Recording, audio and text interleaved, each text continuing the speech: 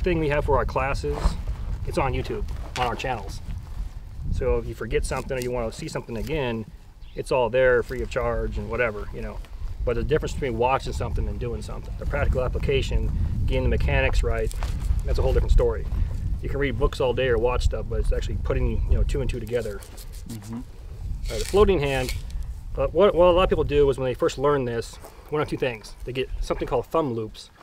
Where you wrap paracord or something around here, you have little loops for your thumb, and you go back and forth, and you pull down with your hands. And what it does here is the loops provide the downward pressure. So all you got to do is just sit here like this and produce the speed.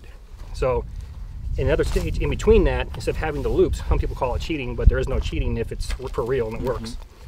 It's a floating hand.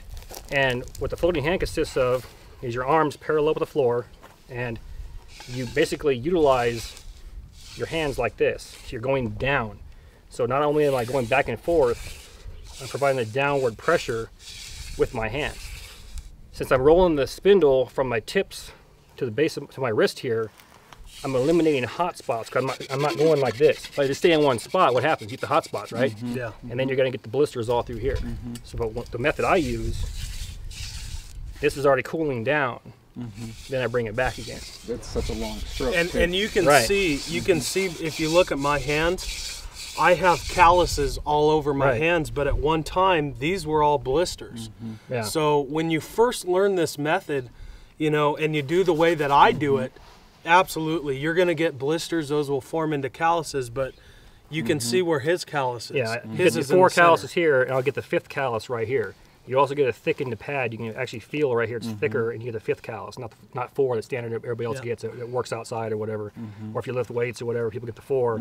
The 5th one's here, and you get a thickened pad from doing this method. But once you establish those, you should be good on blisters. What about wearing just light cotton gloves? Don't recommend it. No, not at all. You need to be able to feel what you're doing. Yeah. Just like even like people who are in the military, with snipers or whatever, they got the glove and the one finger they cut off. You got to feel that trigger. It's all part of it. Positive feedback. This is basically part of you. You need to feel what you're doing and be able to hear it and feel it. I saw one guy on YouTube. He made it the spindle only about this tall, so it's less energy to recreate it. And that's the floating hand the same way. Yeah. So what you want to do here is all I'm doing is I'm establishing a rhythm right now. And maybe I'll get a little bit of smoke, maybe I won't. Yeah, you see that, Steven? The tinder bundle is still going. It's still going. I mean, it's been what? Almost 10 minutes? So right now I'm watching my notch fill up with powder. A little bit of smoke's forming. Go a little bit faster.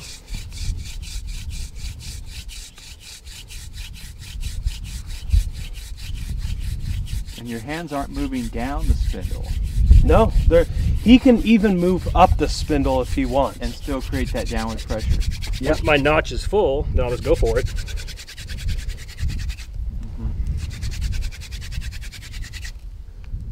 And he has his coal. You want your tinder bundle, Shawn? No. You sure? Yeah. Okay. And I'll just tap it free from the board. And I didn't get it. See that? Close. Didn't happen. It's close. Maybe the wind. It might have been. Yeah. You know.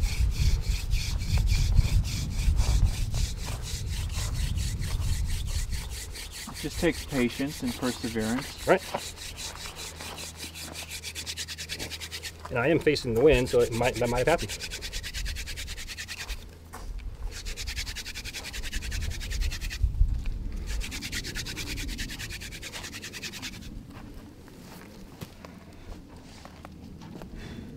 And there you go. Now he has an ember. You can see it. And there's no smoking rush its on it. own, yeah. As I'm sitting here, you see the rest of the powder from the previous one is actually going to start burning into it. A lot of guys grab it. Oh, I gotta hurry! I gotta hurry. I know. I noticed you guys were calmly dealing with this. And if I have my bundle, I would just simply take it. And I pinch it together because what it does, the powder I showed you will actually merge into one. And you just transfer it over. Steven, tell him what your YouTube channel is. Steven Richardson. Yeah, tell him what you do. I have about 5 videos on trapping. Most of it's bushcraft. Things like improvised refrigerators, mods to the snares. I did a video on knife sharpening, just things like that. So, yeah. And where can they find you again? Steven Richardson. Just type in Steven Richardson and it should come up as 35 videos and we're somewhere around 80 subscribers, and then just click on that one and you'll find it. Good deal.